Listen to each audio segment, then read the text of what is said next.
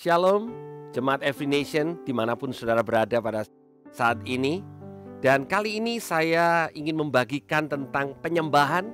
Dan teks yang kita akan sama-sama belajar berasal dari kitab Kejadian pasal 22. Satu cerita yang sudah sering kita dengar.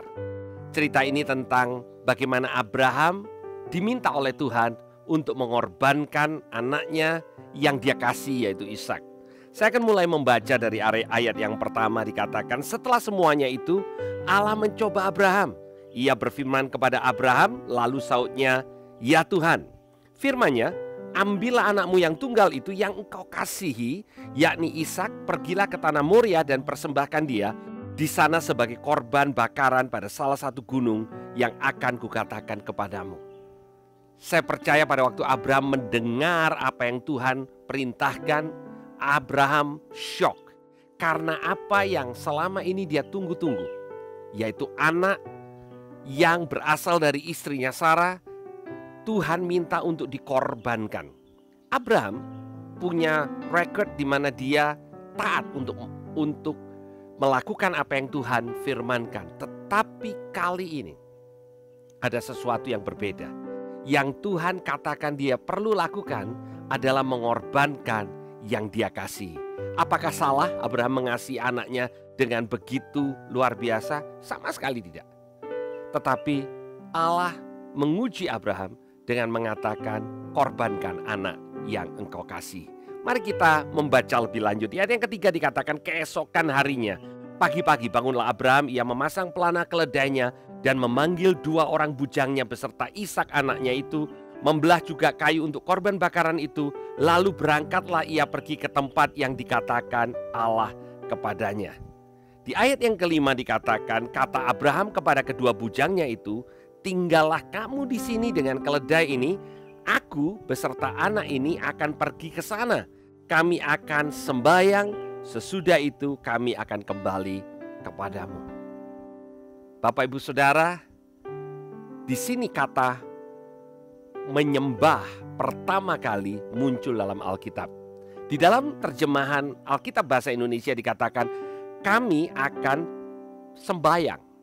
Kata sembahyang ini di dalam kata aslinya adalah worship atau menyembah.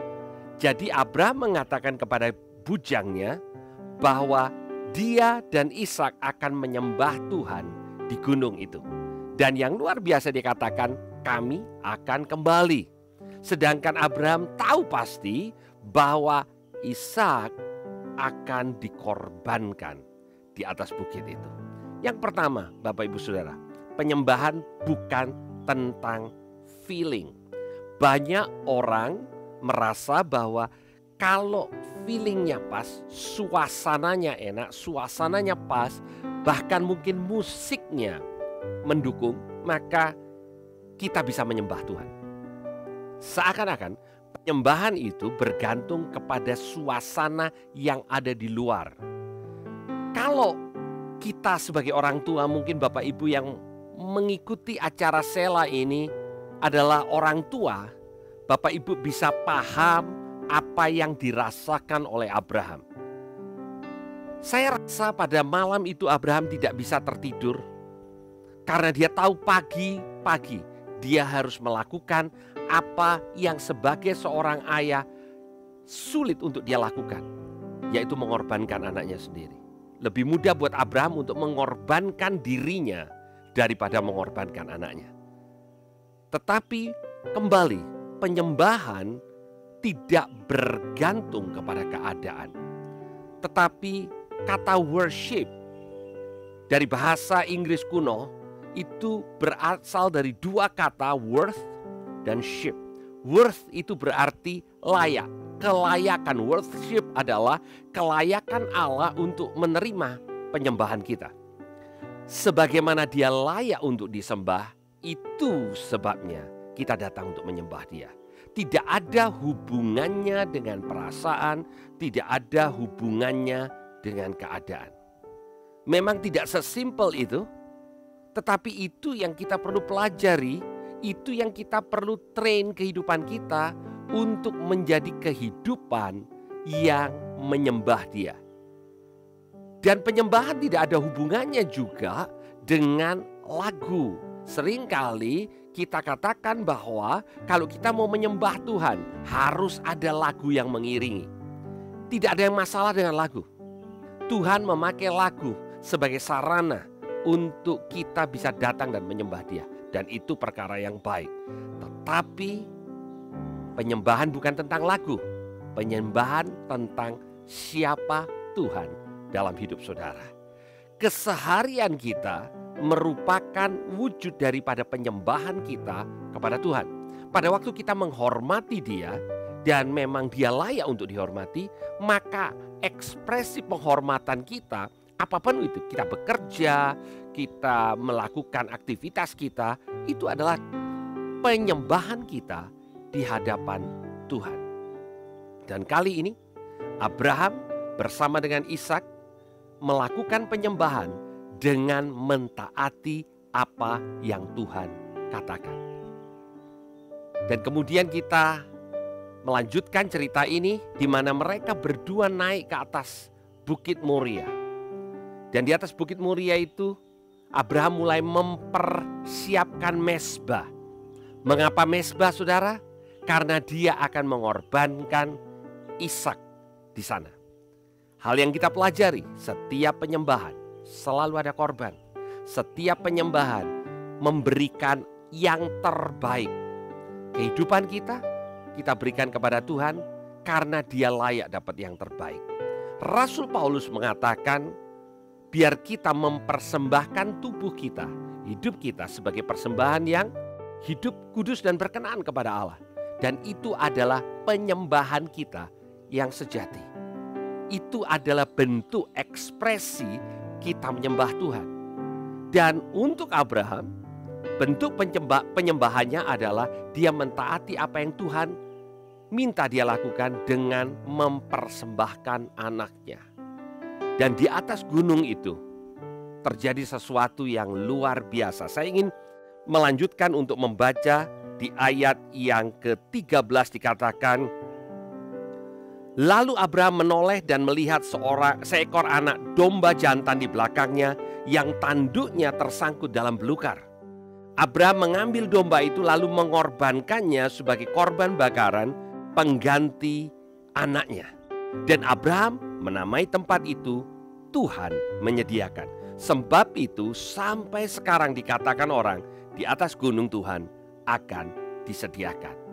Saudara, pada waktu Abraham sampai ke atas bukit itu, pada waktu dia mengikat Ishak yang merupakan gambaran dari anak perjanjian yang sejati, yaitu Tuhan Yesus yang menyerahkan nyawanya di atas bukit Kalvari, salah satu bukit yang ada di pegunungan Moria.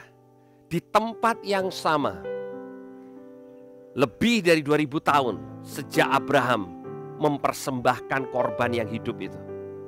Anak manusia, Allah sendiri dikorbankan.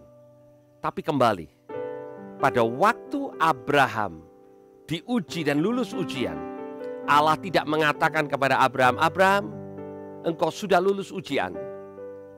Hanya sampai di sana, tetapi Allah menggantikan korban Ishak dengan domba yang tersangkut. Apa yang kita dapat pelajari? Penyembahan selalu membawa korban. Hidup kita adalah korban yang harum di hadapan Tuhan pada waktu kita persembahkan karena kita mengasihi Dia dan kita menghormati Dia. Bapak Ibu Saudara sekalian, di hari-hari kita yang kita lewati sepanjang minggu ini, sepanjang bulan ini, sepanjang tahun ini, kita akan mengalami banyak perkara. Ada hal-hal yang indah, yang luar biasa, ada hal-hal yang kita bergumul. Tetapi Tuhan mau membawa pergumulan kita itu pada waktu kita tidak merasa nyaman, tidak merasa enak, tetap kita punya kehidupan yang dipersembahkan kepada Dia.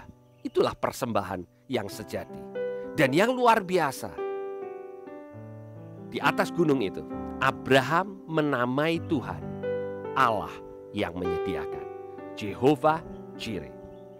Penyembahan kita kepada Tuhan adalah acknowledgement, adalah satu ucapan syukur yang mengatakan, Tuhan, kami tahu keadaan boleh buruk, keadaan boleh tidak menentu, tetapi kami tahu bahwa Engkau adalah Allah penyedia.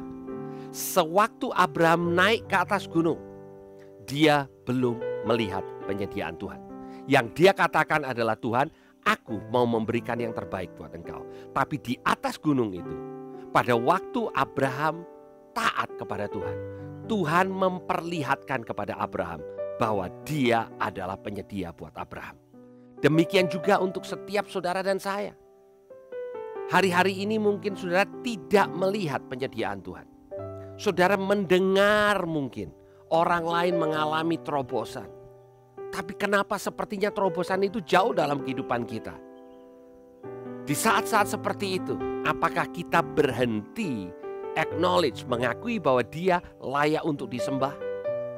Ataukah kita mengatakan, Tuhan, sekalipun keadaanku tidak menunjukkan bahwa Engkau adalah Allah yang menyediakan segala perkara yang aku butuhkan, tapi aku tetap datang untuk menyembah Engkau. Penyembahan yang seperti itu, penyembahan yang tidak melihat kepada keadaan, penyembahan yang tidak berfokus apakah saya sudah ditolong, apakah saya sudah diberkati, apakah saya sudah mengalami terobosan. Penyembahan yang semacam itu adalah penyembahan yang sungguh-sungguh menyenangkan hati Tuhan.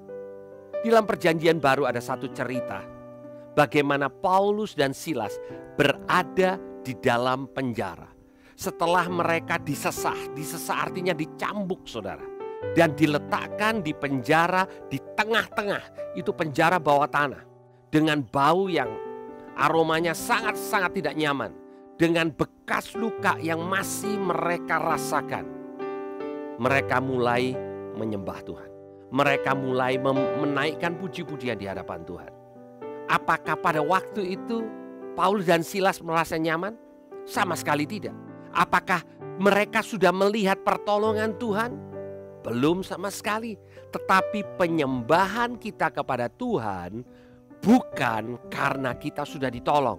Tapi penyembahan kita kepada Tuhan adalah ekspresi karena memang Dia layak untuk menerima penyembahan dari kita. Kita adalah penyembah-penyembah. Bukan karena saudara dan saya punya suara yang terbaik untuk masuk dalam tim penyembahan. Tetapi kehidupan kita adalah wujud yang kita seharusnya berikan kepada Tuhan dalam keseharian kita sebagai bentuk penyembahan kita kepada Dia yang layak untuk disembah. Kiranya firman ini memberikan kekuatan buat kita dan kembali mengingatkan kita bahwa hidup ini, tubuh kita, kehidupan kita, selayaknya kita persembahkan kepada Dia setiap hari sebagai persembahan yang hidup, yang kudus, dan yang berkenan kepada Allah. Mari kita berdoa. Tuhan, kami mengucap syukur bahwa kami belajar bahwa Engkau layak untuk disembah, dan penyembahan bukan musik, penyembahan bukan lagu. Penyembahan merupakan ekspresi kehidupan kami setiap hari untuk memberi yang terbaik. Karena Engkau sudah terlebih dahulu menyediakan buat kami. Dan penyediaan-Mu yang terbesar ada di atas kayu salib. Terima kasih Tuhan, di dalam nama Tuhan Yesus. Amin.